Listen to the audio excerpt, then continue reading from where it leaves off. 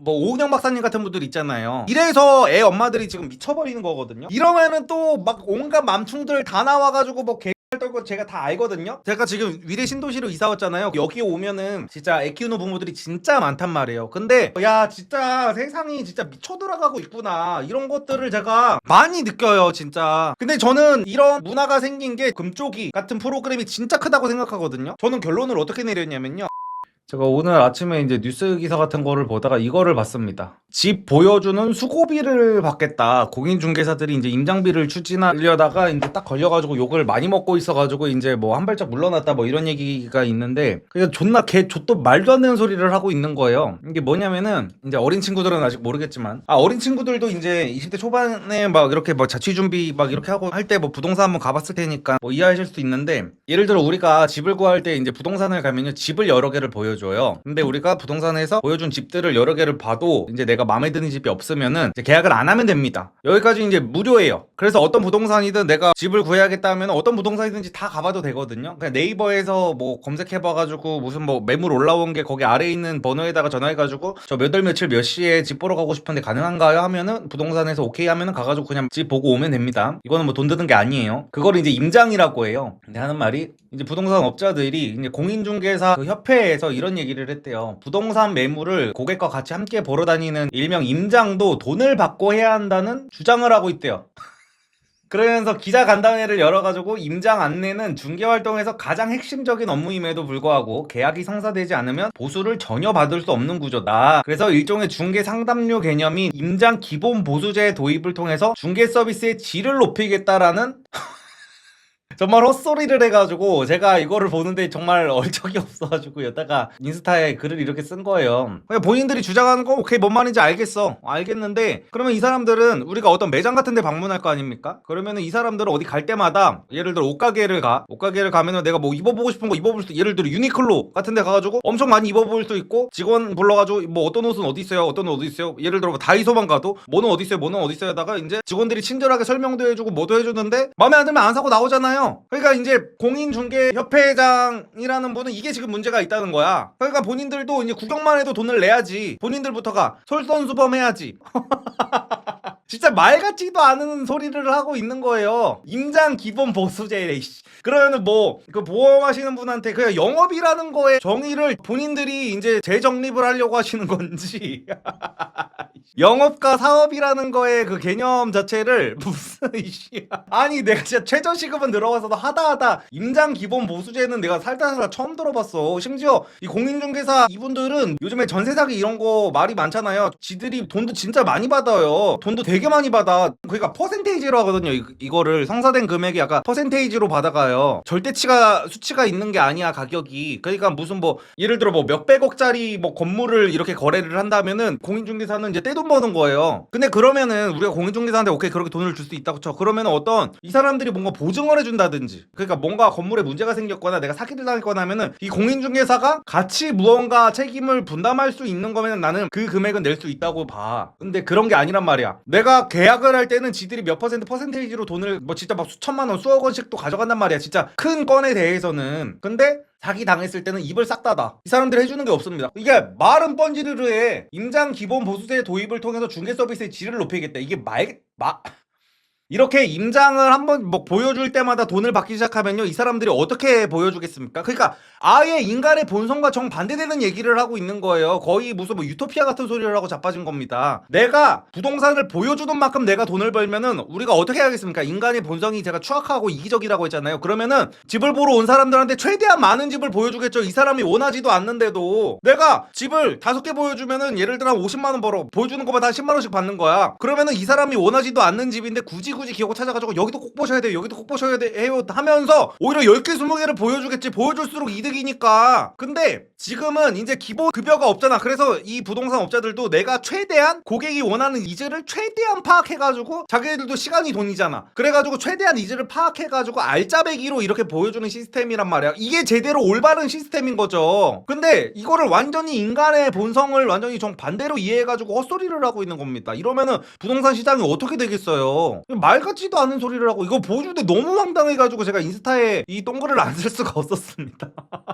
지들이 장사하려고 소개하는데 보는 사람한테 돈 내라고. 그러니까 그래서 이런 사람들이 내가 살려는 집을 찾고 추천해주고 이런다, 이런 수준의 사람들이, 와, 이런 거를 보면서 참 진짜 아휴.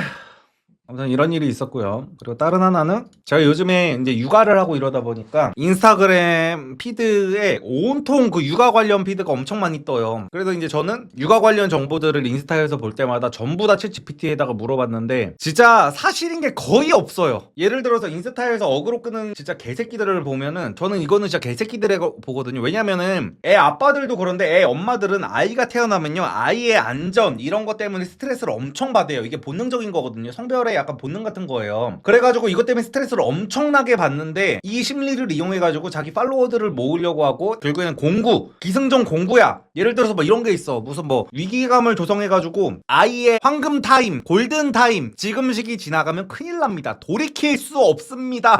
아기 생후 60일 이 시기가 지나가면 돌이킬 수 없습니다 하면서 막 이것저것 파는 거야. 근데 내가 그런 거 다 볼 때마다 챗 GPT에 다 물어봤거든요. 돌이킬 수 있습니다. 심지어 문제가 아닌 것도 존나 많아. 지극히 정상적인 건데 갑자기 아이가 이런 행동을 보인다면 당장 이렇게 해야 됩니다 하는데 개소리들입니다 진짜로. 내가 막 물어보다가 너무 빡쳐가지고 챗 GPT한테 이렇게 말한 거예요. 내가 그동안 너한테 물어본 육아 정보 진위 여부에 대한 내용들은 전부 인스타에서 본 내용들인데 결과적으로 인스타 육아 정보들을 보면 대다수가 헛소리들이잖아. 팔로우 모으겠다고 팩트체크도 안 하고 육아 정보에 대한 뇌피셜 망상시 부리며 부모들 불안감 조성하고 어그로 끄는 종자들을 다 잡아 족치고 싶은데 이런 나의 분노를 어떻게 하면 좋을까?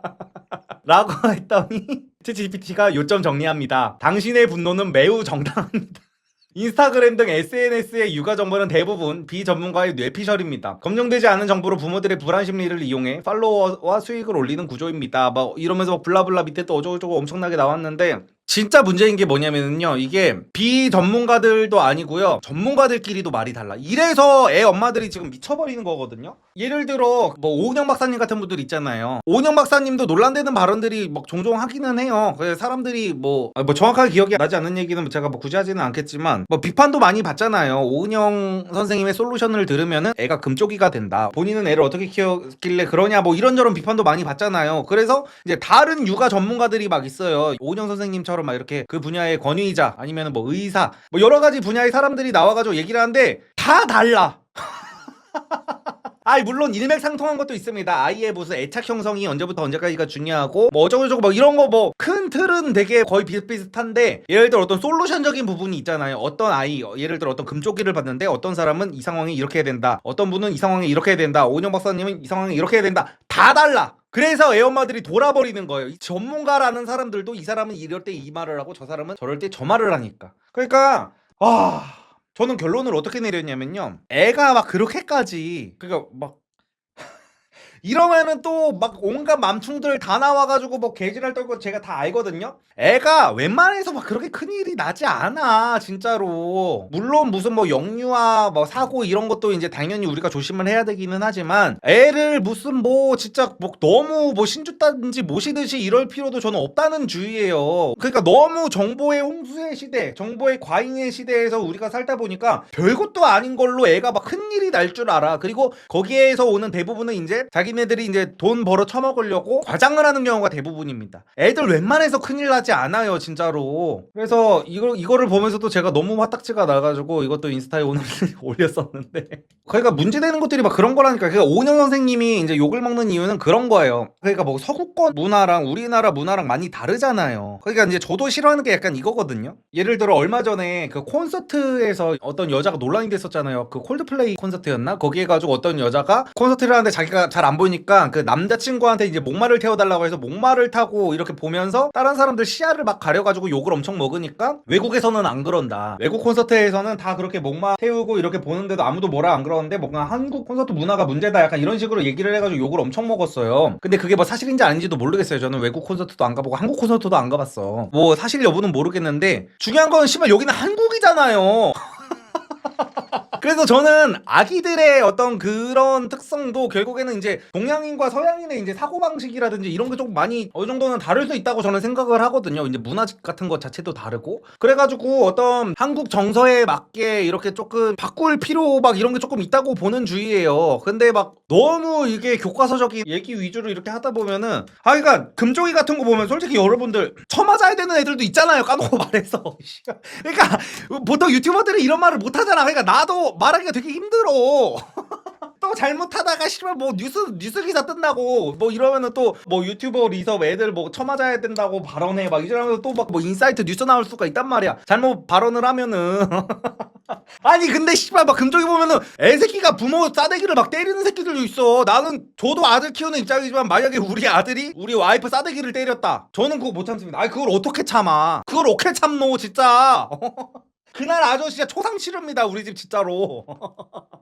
아니 좀 현실에 맞는 얘기를 해야 될 거 아니야. 아니 정말 그러면 서양에도 부모의 죽방을 때리는 그 애가 있어요 있기는? 어? 내가 어저께도 제가 돌잔치를 갔다 왔거든요. 돌잔치를 갔다 왔는데 이제 바보 같은 어떤 아빠가 한 명이 있었어요. 내가 볼 때는 진짜 애 저렇게 키우면 안 되는데 전형적인 표본이 있었어. 예를 들어서 제가 돌잔치 그 건물 지하 주차장에 차를 세우고 저희 와이프랑 뭐 저희 와이프 친구랑 이렇게 해가지고 무슨 뭐 유모차에 아기를 태우고 엘리베이터를 기다리고 있었는데 사람이 엄청 와글와글 한 거예요. 그래서 이게 우리도 막 걱정을 했었어. 이 엘리베이터에 다 탈 수 있을까? 유모차가 이렇게 많은 탈 수 있을까 했는데 그 남자가 나이는 저랑 약간 비슷해 보여요. 비슷하거나 약간 한두 살 정도 어려 보여. 그 남자도 유모차를 이렇게 끌고 있었는데 애를 보니까 일단 아빠랑 의사소통이 다 되고요. 말도 잘하고 걷기도 잘 걸어다녀. 근데 사람이 많고 이래가지고 유모차가 올라갈 수 있을지 없을지도 모르고 막 다 늦어가지고 전전긍긍 하던 타이밍이었는데 아빠가 애한테 허락을 받고 있어. 그러니까 거기에 이제 예식장이랑 돌잔치가 같이 붙어있는 건물이었어요. 근데 우리는 돌잔치 올라가는 층수가 6층인가 7층인가 그랬고 예식장은 2층인가 그랬어요. 근데 아빠가 애한테 애가 엄청 커요 진짜로. 엄청 커. 애가 걸으면 충분히 걸을 수 있는 애한테 아빠가 뭐 예를 들어 민수야 우리 걸어가면 안 될까? 여기 2층까지만 2개 층만 올라가면 되는데 걸어가면 안 될까? 했더니 애가 갑자기 아빠를 쳐다도 안 보더니 유모차를 제가 싹 닫아버려. 아 싫어 막 이질하는 거야. 진짜 개싸가지 없게 막 그딴 소리를 하는 거야 아빠한테. 아니 이렇게 얘기를 해야 될 거 아니야. 뭐 누구누구 뭐 민수야 지금 사람들이 너무 많고 우리는 지금 예식장에 늦지 않게 가야 되니까 지금 우리는 걸어가야 되겠다. 유모차에서 내려 우리 걸어가자 라고 해야 될 거 아니야. 근데 요즘 부모들은 그놈의 그 지 애새끼의 그 자존감 친구 같은 부모 여기에만 꽂혀가지고 애한테 명령을 하면 큰일 나는 줄 알아요. 명령을 하고 뭔가 지시를 하고 이러면은 애가 병신 사이코패스가 되는 줄 알아. 아니 이게 말이 되는 거야? 아빠가 아들한테 걸어가자라는 말도 못하는 시대에 살고 있어요 우리가. 그리고 애새끼가 그렇게 싸가지가 없이 아빠가 말하는데 쳐다보지도 않고 걸어가자니까 싫어가지고 슬쩍 훑은 다음에 유모차 이거를 자기가 닫아버려. 근데 아빠가 애한테 뭐라고 하지는 못할 망정 애한테 이게 이불을 덮어주고 있어. 야 내가 그런 거를 보면서 야 진짜 세상이 진짜 미쳐 들어가고 있구나 이런 것들을 제가 많이 느껴요. 진짜 제가 지금 위례 신도시로 이사 왔잖아요. 그러면 여기 오면은 진짜 애 키우는 부모들이 진짜 많단 말이에요. 근데 부모와 자식의 서열 관계가 바뀐 집들이 진짜 많습니다. 근데 저는 이런 문화가 생긴 게 진짜로 무슨 뭐 금쪽이 같은 프로그램이 진짜 크다고 생각하거든요. 아니 애가 진짜 큰 잘못을 하고 뭐 어쩌고저쩌고 하면 그냥 애한테 너와 나의 서열은 확실하다는 거를 깨우쳐 줘야 된단 말이야. 근데 이게 오은현 선생님은 이게 좀 나쁘다는 식으로 얘기를 하고 다른 전문가분은 이거를 해줘야 된다고 얘기를 해. 그러니까 차라리 전문가들이 다 일관된 주장을 하면 괜찮은데 오은현 선생님은 오은현 선생님대로 주장을 하고 다른 전문가들은 다른 전문가대로 주장을 하고 다른 어떤 의사들도 다른 의사들대로 주장을 하고 다 다르다 보니까 이게 진짜 헬이 돼가고 있어 애들이. 야 진짜 내 아들이면 그 자리에서 끌려나가. 그니까 어디 아빠가 얘기를 하는데 이 새끼가 지금 차라리 아빠 저 지금 다리가 너무 아프고 걸어가는 거 너무 힘들어요 막 이러면 차라리 귀엽게라도 봐줄 수 있겠어. 그러면 그래도 설득을 하겠죠. 우리 늦으면 안 되잖아. 뭐 누구누구 삼촌이랑 누구누구 이모가 오늘 결혼하는 자리인데 우리가 가가지고 빨리 축하를 해줘야 될 거 아니야. 맞지? 누구누구 삼촌이 우리 민수 정말 예뻐해주는 거 알지? 하면서 이제 데리고 가야 될 거 아니야 지혜롭게. 근데 그거를 애새끼가 싸가지 없이 그러고 있는데 이불을 덮어주고 있어. 진짜. 그거를 보면서 야 진짜 그러니까 그런 애들이 결국에는 나중에 학교 가가지고 또 이제 말을 안 듣는 거거든요. 그 선생님들 말을 안 듣고 선생님들이 이제 그 스트레스 받아가지고 이제 돌아버리려고 하잖아요. 요즘에 초등학교 선생님들이. 그러면서 이제 부모들이 이제 초등학교 선생님들이 애한테 명령 같은 거 하고 이러면은 니들이 뭔데 내 자식한테 명령을 하고 막 이렇게 지시를 하고 이러냐 이지랄하니까 학교 선생님들이 이제 미쳐버리려고 하는 거잖아요. 그래서 그런 것들을 보면서 진짜 육아에는 저는 딱히 뭐 큰 뭐 답은 당연히 있겠지만 어떤 뭐 디테일한 거는 그냥 내가 주관을 가지고 내가 가치관을 정확하게 정립을 하고 남들한테 뭐 흔들리지 않으면서 어떻게 하는 것도 좀 중요할 것 같습니다. 진짜로. 리선님 오늘 임장 스토리 관련해서 질문이 있습니다. 옛날에 중고차 딜러들 얘기하시면서 사전에 고지하고 사기치지 않는 이상 마진을 많이 챙겨도 사기가 아닌 이상 알아서 시장에 도태하기 때문에 그들의 자유라고 생각한다고 하셨던 걸로 기억하는데 오늘 스토리 얘기는 그때 의견이랑은 좀 상충되는 내용인 것 같아서요. 이거는 괴가 다른 경우라고 생각하시는 건가요? 네, 저는 괴가 다른 경우라고 생각합니다. 왜냐면요, 일단 이 주장이 앞뒤가 맞지도 않고 제가 이거는 설명드렸었죠. 중개 서비스의 질을 높이겠다라는 헛소리를 그러니까 차라리 우리 돈 더 벌고 싶다라고 하면 솔직하기라도 하잖아. 우리 돈 더 벌고 싶어. 솔직하게 이딴 말도 안 되는 중개 서비스는 이러면 훨씬 더 오히려 안 좋아진다고 제가 말씀을 드렸죠. 집을 보여주면 보여줄수록 나한테 돈이 남는 구조라면은 쓰잘데기 없는 집까지 어거지로 넣어서 여기 꼭 보셔야 된다고 오히려 끼워 넣을 가능성이 훨씬 더 높겠죠. 이거는 그냥 인간의 본성만 조금이라도 이해하면은 할 수 있는 거죠. 그리고 얘네는 중요한 게 뭐냐, 중고차 딜러 예시는 알아서 도태될 수 있는데 얘네는 한국공인중개사 협회장이 나와가지고 모든 한국공인중개사들한테 지금 이 룰을 적용시키겠다라고 하잖아요. 이거는 비판받아 마땅하죠. 왜냐면은 지금 우리가 부동산을 끼고 뭔가를 거래하려면 얘네를 무조건 거쳐가야 되는데 담합을 하겠다는 거잖아요. 지금 이상한 명분을 들이대면서 자기네들이 뭐 돈 벌고 싶다라는 솔직한 말을 한 것도 아니고 서비스의 질을 높이기 위해 우리는 불가피하게 이런 선택을 할 수밖에 없다라는 이제 궤변을 펼치면서 이지랄을 하고 있으니까 이거는 저는 그 아예 그 중고차 딜러의 논리랑은 완전히 맞지 않다고 생각합니다. 트레이닝 팬츠 1사이즈 허리 28이라고 트레이닝 1사이즈 입으시면 됩니다. 허리 29면은 저는 허리가 지금 34 정도 되는데도 1사이즈 입어요.